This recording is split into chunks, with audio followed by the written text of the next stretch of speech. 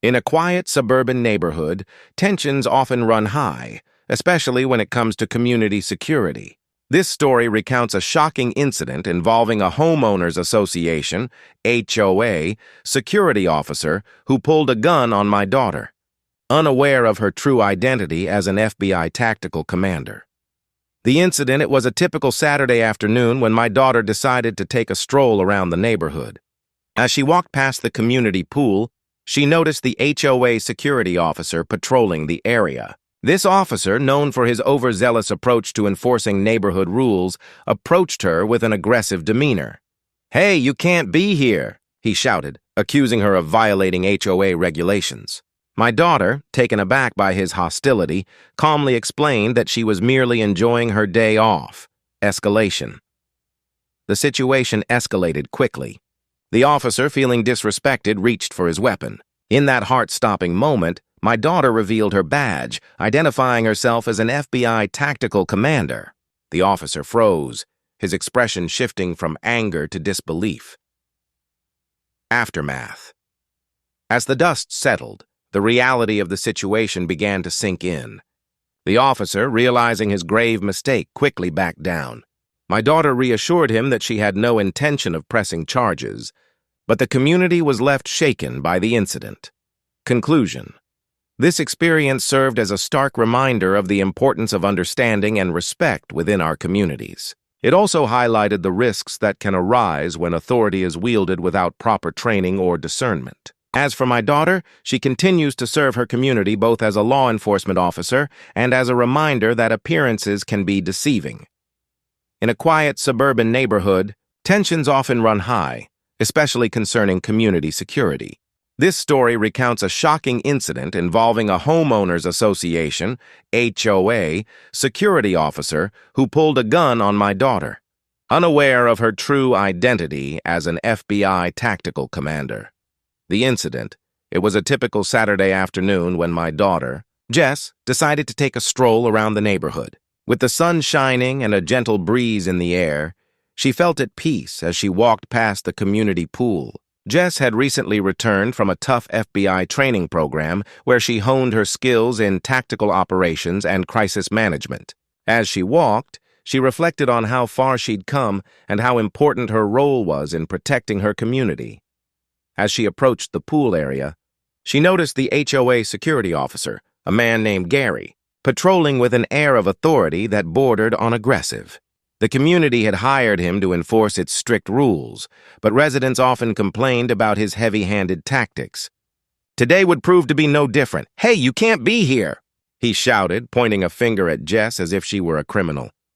"This area is closed to the public." Taken aback by his hostility, Jess calmly explained that she was merely enjoying her day off and had every right to be there. She recognized that Gary had a job to do, but his approach was unnecessarily confrontational. Escalation. Gary, feeling disrespected and emboldened by his position, stepped closer, his voice rising.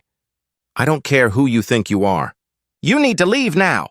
The tension in the air was palpable, and Jess felt her heart race. Suddenly, in a move that shocked everyone around, Gary reached for his weapon, brandishing it in her direction. Time seemed to stand still. In that heart-stopping moment, Jess knew she had to act quickly. With a steady voice, she revealed her badge, identifying herself as an FBI tactical commander. "Stop! I'm an officer of the law," she stated firmly, her voice cutting through the chaos. The officer froze, his expression shifting from anger to disbelief. Jess's confidence radiated, and she could see the realization dawning on him, aftermath as. The dust settled. The reality of the situation began to sink in. Gary, realizing his grave mistake, quickly backed down, his bravado evaporating. I didn't know," he stammered, lowering his weapon. Jess remained calm, maintaining a professional demeanor despite the adrenaline coursing through her veins.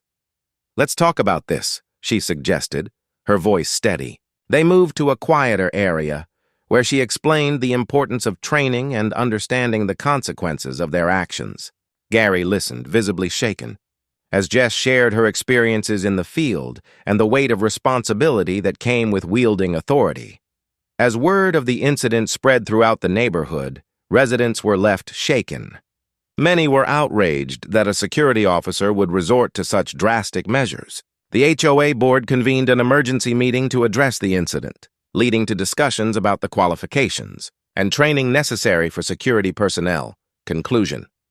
This experience served as a stark reminder of the importance of understanding and respect within our communities. It highlighted the risks that can arise when authority is wielded without proper training or discernment. The HOA decided to implement new training programs for all security personnel, emphasizing conflict resolution and de-escalation techniques.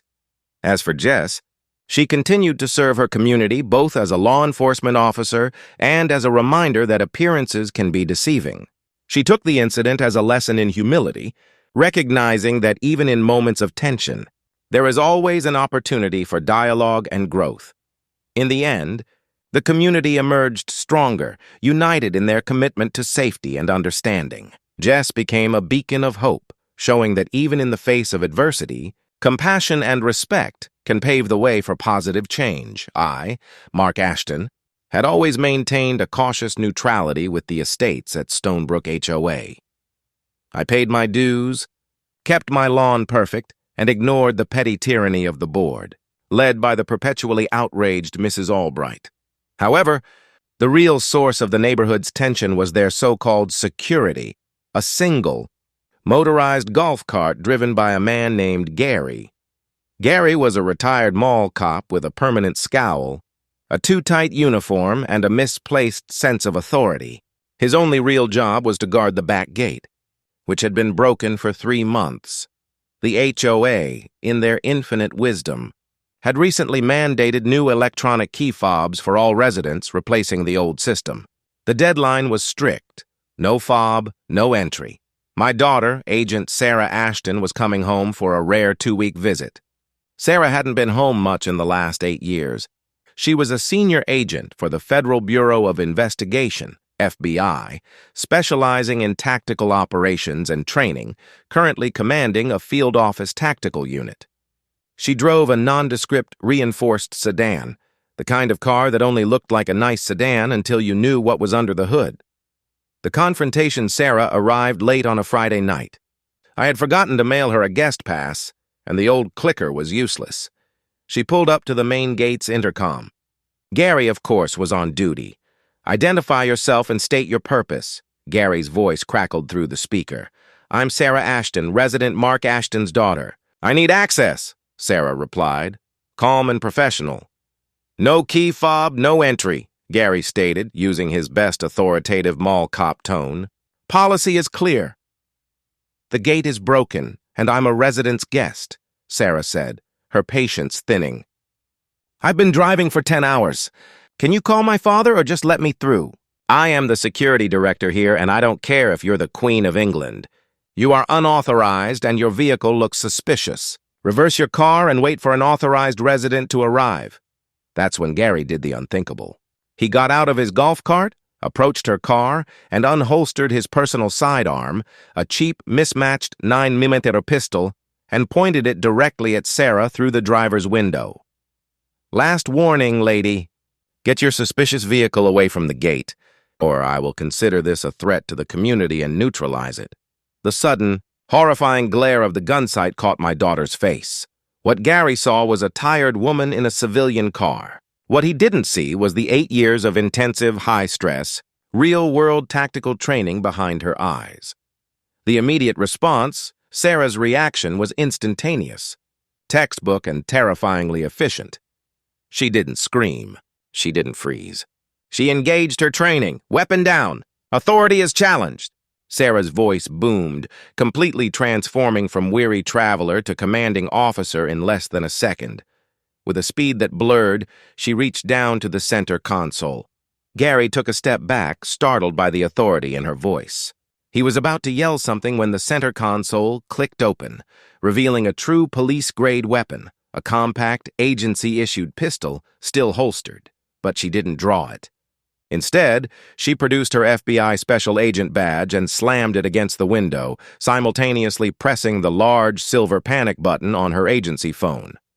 "Federal agent! I am reporting an assault on an officer. Drop your weapon! Drop it now!" Gary froze, his jaw slack. The sight of the gold FBI seal and the screaming panic alarm from her phone, which was designed to immediately connect to the nearest federal communications center, broke his nerve.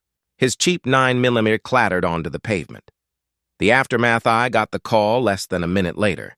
Not from my daughter, but from the local police chief, who was a close friend of mine. "Mark, what the hell is going on at your gate?" "We have the FBI alarm system screaming and a report of a civilian pulling a gun on a federal agent." I ran down to the gate in my pajamas. The scene was surreal. Sarah was out of her car, calmly collecting evidence on her phone, while Gary was on his knees, sobbing next to his golf cart.